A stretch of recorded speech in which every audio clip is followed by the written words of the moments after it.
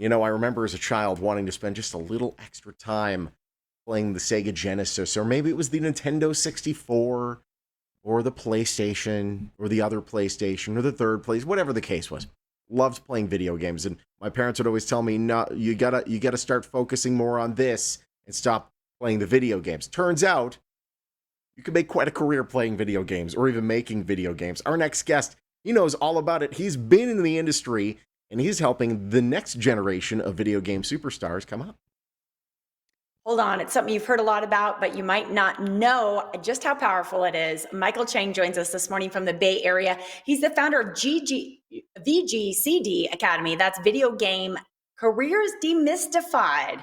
So interesting. You wrote a book about it too. Michael, welcome to the show. Welcome. Yeah, great to be here. It's a pleasure being here. How are you guys? We're super good. So, I mean, Sean just feels like he missed the boat by just a couple of years on this one. Yeah. There are young folks. In fact, there was a rental house in my neighborhood full of young gamers living in Las Vegas, making a career about it. First off, explain to us, is this a thing nowadays? Yes, absolutely. So the industry itself is humongous. This past year it hit $180 billion.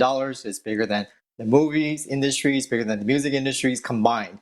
And Wow. there's lots of opportunities for a lot of different young people, providing different backgrounds. So super exciting. Yeah, it certainly is. Your book is called Video Game Careers Demystified: The Trifecta of Creators, Athletes, and Ecosystem in a Thriving Industry. Is this book more Yes. for the kid that's coming up, or is it more for the parents and the educators to kind of get a clue to be like, listen, this could actually be a career? Yeah, so that's a great question. I wrote this book personally because I was about 17 years old applying to college, and I was really having a hard time figuring out what I wanted to do, what my interests were. I was a gamer. I played Sega. I played the Nintendo games, played PC games, etc.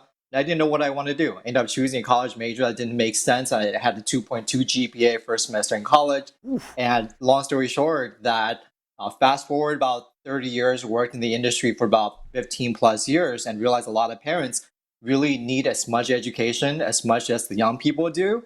And the truth is that the industry is huge. There's a lot of opportunities for a variety of young people with different backgrounds. And the truth is, book is a resource that I wish I had as a teenager. That's a perfect resource for my 14-year-old who plays Japanese anime style RPG Genshin Impact.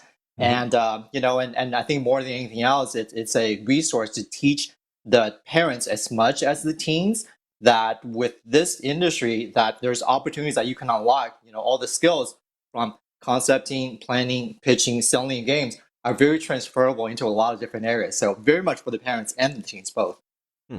Yes, and we'd like to talk about that in just a moment. I was reading some of your reviews on Amazon, and it's clear that Yes. parents are getting a better understanding of this industry that sounds like it's kind of a pipe dream, but it's actually a thing. And then a lot of kids Right. are reading your book too, because if they're Yes. truly serious, then they want to know. One of your reviews said he kind of it's kind of like he takes the Willy Wonka experience and explains Yes. like every room, like what is this Right. really all about? It's super interesting. So if Right. somebody has a career in gaming, what might they go on to do later in life? Say they should, want to kind of move into a different arena. Yeah. So the video game industry is very, very interesting. And I found that, at least from my experience, that the psychology, the business, as well as the overall entrepreneurial skills that's associated with uh, coming up with the concept, though. So who the game's targeted at, the target audience, what types of experience, how do you go about basically selling the features as well as the benefits, Mhm. that these are very applicable to young people that want to go on to found their own business, right? So when you can pitch a game, you can very easily transfer that to a Shark Tank kind of environment or to a Kickstarter. So that's on the entrepreneurship side. And not to mention, a couple of examples I love to point out are the folks who have created, for instance, a game that lets a K through 12 teacher go and measure, track, as well as reward behavior like in-class participation, Yeah. socialization, even if a teen actually works and does chores at home.